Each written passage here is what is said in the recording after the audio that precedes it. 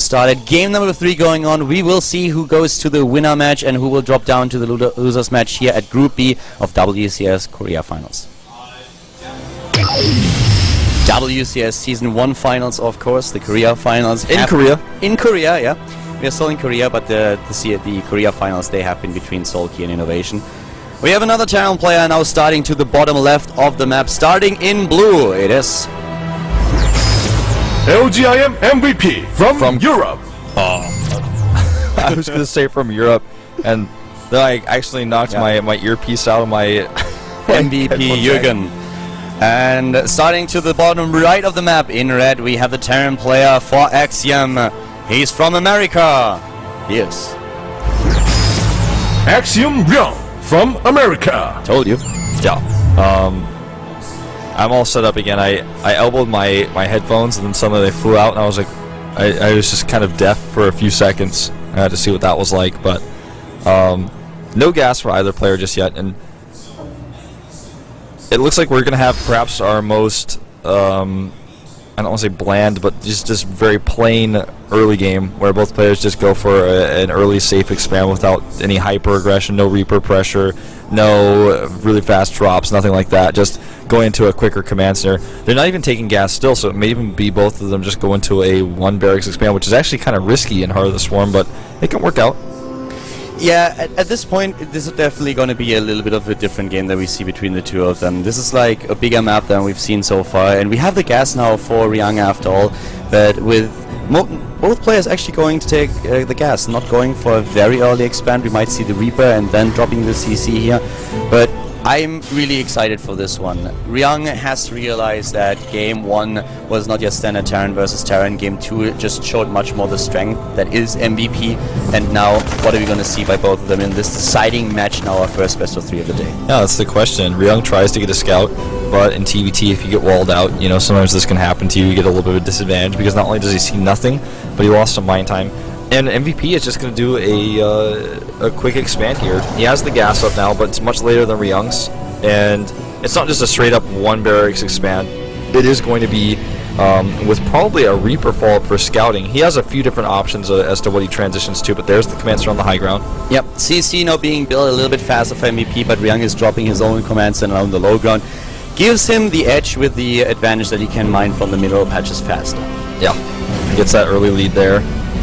And right now, Ryung just setting up his Marines at the top of the ramp so MVP can't scout him. And MVP knows that at this timing, and no matter what build Ryung is doing, he's not really going to be able to see anything, so he doesn't even try for it. And a second scout for Ryung goes across the map now. He wants to verify, if he can, what's going on, but he should know that anything more than the watchtower, he's not going to be able to scout that. Well, right now we have Jürgen at the bottom left. Can you pronounce that? Jürgen? Yeah. I think that's how it's done. That's okay. Yeah, I always wondered why they came up with the name Jürgen and didn't go for something that was really, really like typical German, very hard to pronounce for like non-German speakers, for non-natives. It would have been much more fun. Like all of them just struggling to try to pronounce the name. I thought Hans would have been nice. Hans is so not a German name anymore. That is so like nobody calls his kid Hans anymore. I don't know. I just thought it would have been funny. That's all. If my mom would have called me Hans, I would have just run away. Once I could like spell my own name, I would be like, oh my god, what did you do to me? And just run away from home. You like change your name from Hans to Hans? You just become Hans? And you hear Hannes and Johannes sometimes, but Hans, nobody is called Hans these days. I don't know. Well, it's certainly not MVP because they decided he was Jürgen instead. Yeah. For whatever reason. I think whatever reason. Names that they could have picked here. Oh, look at that. He cancels the gas after he was scanned. Exactly. I don't know. That's pretty cool. I mean, all he really gets out of this is maybe a faster third command center, though. And currently MVP is going into Widow Mines, double Widow Mines, so he's going to be going for a drop. Yeah, the drop play could be a really strong once again. He's shown us in game number 2 that he is just so amazing with this drop play here. I want to see if he's able to pull that off again in the same fashion. Yeah, and right now, he's also going to transition into Hellbats. He's going into the Hellbat drop right afterwards, so just continue that type of aggression. And if he keeps putting the pressure on, just like we saw in Game 2, he can control Ryung so much that when it comes to taking his third base, Ryung can't pressure him. And two medevacs actually may meet here. It looks like they are. Are they going to pay attention? Yeah, he's definitely going to see that. But MVP has the medevac a little bit fast on his opponent's base, and he showed us in game number 1 how he tries to keep Ryung low. And here comes the speed boost in. Apparently he didn't, because he doesn't react at all. And here comes the Widow Mine, 1 and 2. A little bit overzealous, dropping both Widow Mines in the same place there. Could have sent that to the natural. One of them blast the SCV away, but also MVP didn't see the medevac. They were both occupied on the map. Yeah, they were microing Hellions in the middle of the map. I guess they didn't notice. Talking about Hellions, we have a lot of them now at the natural of MVP, but the Terran player for LGIM is now busy at the natural of Ryung. This is crazy. Both players going for aggression and actually both struggling to defend. Yeah, both of them doing a lot of damage here, especially MVP already taking down 14 harvesters in this early stage of the game, and he can now boost into the main base once more. Keep in mind, those Widow Mines, they are still active. They are still active here, and it forces a cancel on their refinery once again. This medevac will go down, but I'm not even sure if he realizes there's a Widow Mine there, to be honest. I don't think he did, to tell you the truth. I think he missed that. MVP has a really great position if he's able to get another Widow Mine shot in. Yeah, so many of those SCVs damaged from before. He has not dealt with the Widow Mine at all. I don't think he has any idea Cal really he needs to target. He nearly needs to target. Well, even if he doesn't, that is going to do a lot of damage here. 2 kills so far. Could even hurt and the Viking. with a bang, he kills the Viking. You know, killing a Viking here, not bad. Yeah, but the thing is, I don't even know if Ryung knows still. He certainly doesn't seem like it. I actually think that killing SCVs would have been the better. I don't know. Well, he definitely didn't target it, that's for sure. Either way, the Hellbats the Hellions finally clear up that Widow Mine. Yeah. I don't know what would have been better. It depends on how many SCVs he's able to take down. But with the SCV numbers already as low as they were, maybe taking down a few additional harvesters would have given him a bit of better edge. It depends on if the lead that we have in Vikings now for MVP is going to be used or not. Exactly. He's going for the next wave, which is going to be the Hellbats, as I described earlier. It's something that Ryung does not do. He's going for Hellions again, which worked out for him in some cases in Game 2, but at the end of the day, he was not able to take a third base.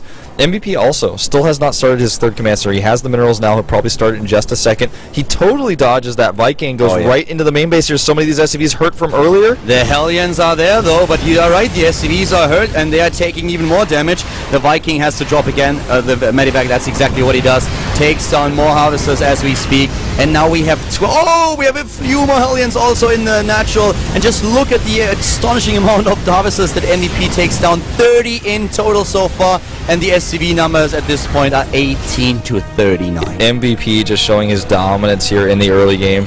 Still no third command center. He's always hovering around 350 to 450 minerals, but he's spending more minerals on getting his production powered up here. 2 more factories, double Vikings, double Hellbats coming out for him. His +1 for not ships, but for vehicles is coming out. It's about to finish.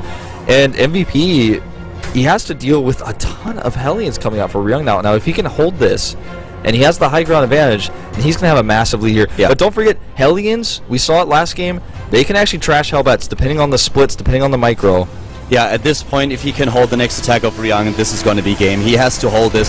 Here come the Vikings in the main base right now. The SCVs actually fighting, and here come those Hellions. With the bunker there and the Hellbats and the medevac, he can't actually break up. Not against the high ground like this. You cannot go into a concave of Hellbats. That just doesn't work. If you have the better range and you kite, you have the mobility, maybe even with Flame Up. Ryung dropping in supply. But right now, this is like basically game. He's losing the advantage that he had in army supply, and catching up in economy is going to be a problem, especially since MVP is still active at his opponent's natural. He has Hellbats there, taking down even more harvesters. Yeah, it looks like Ryung is pretty much dead in the water right now.